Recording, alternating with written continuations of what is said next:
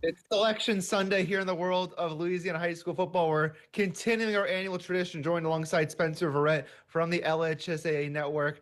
A lot to talk about with these brackets. Feel like we're waiting a while for them following the seedings, and here we are. I want to start in Division One Select, where we have two Cenla teams who have a bye. Ash as the 5 seed, Tioga as the 6 seed. Trojans who looked like they could be getting in that 2 range. Instead, they fall to 5 after losing to Neville to close the regular season.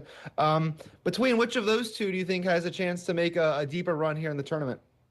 Well, I think Tioga's surprised a lot of people this year with how good they kind of are into heading into the playoffs. I know last week against Franklin Parish didn't go their way. I'm really excited to see what Ash can do, though. They're the same type of team coming into this year. I don't think many people expected them to be right up there near the top of that conversation, but they made their way up there, and obviously the draw doesn't favor them too much to make a run to the dome. But I like Ash to go a lot further than Tioga can. I think Tioga's got a really rough draw, having to play against the likes of Rummel very early, which Archbishop Rummel out of New Orleans is a really solid team that they know how to win, and they're kind of used to success come around this time of year. For Ash, it's just, getting to that quarterfinal game and having to maybe go against the likes of Catholic of Baton Rouge and just being ready for a dogfight for them. That's two teams that I think their seeding is probably a little bit lower than they would have liked. I think they both wanted to be around that 2 area. But that's a fun battle right there that then if whoever wins that game, you get to set up a trip to Edna Carr and take on the Cougars and try to dethrone them, right? Yeah, and the problem with Ash dropping to 5 is you're now only guaranteed one home playoff game, which looks like it would come against Brother Martin. But what's the recipe for Ash if they have to go on the road to? I think the last two state champions with Catholic of Baton Rouge and Edna Carr. We know Catholic of Baton Rouge, I think, has won their last like 6 games. Carr undefeated, dating back to over the beginning of last season. There were some cracks at the end of the year. John Curtis was able to score on them. Rummel was up double digits for a large portion of that first half. What is Ash to do well if they want to maybe shock the world and beat two of the best teams in the state just to get to the dome? I think whenever you're playing on the road, especially in some what I would call hostile environments, especially at Memorial Stadium, Catholic's got a really good student section. Car, it's always loud. The band is always playing there. I think you just got to really control the clock well. Be able to play your game, but still not try to keep offenses, especially such as Edna Carr, that high-powered offense that it was obviously on display last year in the Superdome, hasn't changed too much.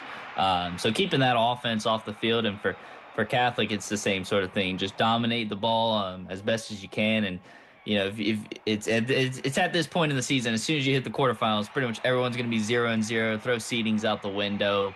It's time to get out there, put on the shoulder pads, and figure out who's playing their best ball at this time of year. Moving over to Division Three non-select, we have a ton of Cenla teams across that bracket. The number 1 seed, the Gina Giants, getting that top seed for the second time in the last 3 years. Both you and I think this is a very favorable draw with St. James and Sterlington and Lauraville and Oak Grove all on the other side of the bracket. What are the chances you like for Gina to get to their first state championship game in school history? Well, I'm a really big fan of Jay Rourke up there at Gina. I think he does a terrific job with that program, and this year is no secret. Their offense can score a lot of points. And the good thing for them is, the saying is defense travels on the road really well. Well, they don't have to travel much at all throughout their whole run, so they get to play at home the whole time. I think the biggest threat to them, you look at Marksville, which obviously they had a really good game in the regular season. Come semifinal time, they might have to play up against Erath, which is undefeated on the year. If they hit Kinder, also 10-0 on the year, two really, really good programs down in South Louisiana that would have to make a pretty good travel up north. But, I think that this could honestly be the year that we finally talk about Gina making the Dome. It's been a long time coming for that program, and it'd be exciting to see them play there, and especially against, the bottom side of the bracket, which, like you said, is loaded with teams that have a lot of talent, a lot of good players. It's going to be fun to see who comes out that bottom side to face that top side, which, right now, if I had to pick, I'd have to pick Gina right now just because of the way they're playing and how good they're playing. The other Cenla team who has a bye is Bunkie, who's the 8 seed in Division Three Select. You mentioned earlier getting an 8 seed is tough this year with how good these 1 seeds are. What's the path for Bunkie to make a run, just like they did last year to get to the semifinals? Well, Coach Hillman does a great job at bunking. I can tell you now that he's pumped up about this team this year.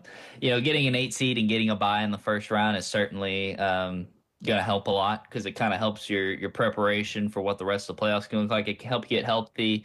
Um, but like you mentioned, drawing some of the 8 seeds and having to go against some of these 1 seeds, Lafayette Christian, that team has been on a roll all year. I think the thing that might benefit the team that gets to play Lafayette Christian in round 2 is the fact that the Knights will have not played in 2 weeks. Their Week 10 game was a forfeit, and then they'll have a first round playoff bye. So that team that they get to play in the second round is going to be a lot fresher than them in terms of gameplay.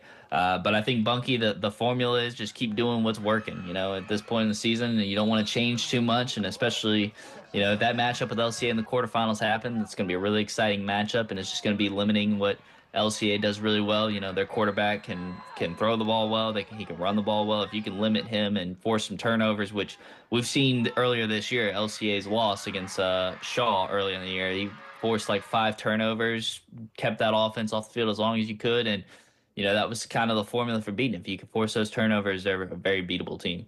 And you called your shot last year with Gina making the semifinals. I'm going to give you a couple Cenla teams who are playing in the first round. You tell me who has the best chance to maybe make a run to the quarterfinals. Is it 13th seed Menard in Division 3 select? Is it the Leesville Wampus Cats who have made a huge rally this season as the 14th seed in Division 2 select? Is it Marksville, as we talked about, in Division 3 non-select, or maybe even the Manny Tigers? Who's the team that you think that could surprise people among the Cenla region?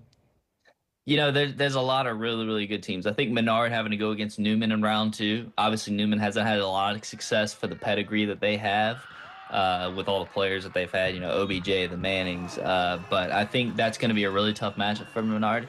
You mentioned all those teams, and I know we talked about Gina and how good they are, but honestly, Marksville has really surprised me this year with how good they are. Lavallee at quarterback is really good. I think that's probably your best chance of having a run. They played Gina close during the year, and I think most coaches will tell you it's really hard to beat a team twice in a year. And so you go back to that drawing board in that quarterfinal game if they can get there, and if Marksville can string some plays together, I think that's honestly your best chance at a deep run. Awesome, Spencer. Appreciate the time. We'll talk to you more as the playoffs keep rolling. Thanks, Harrison.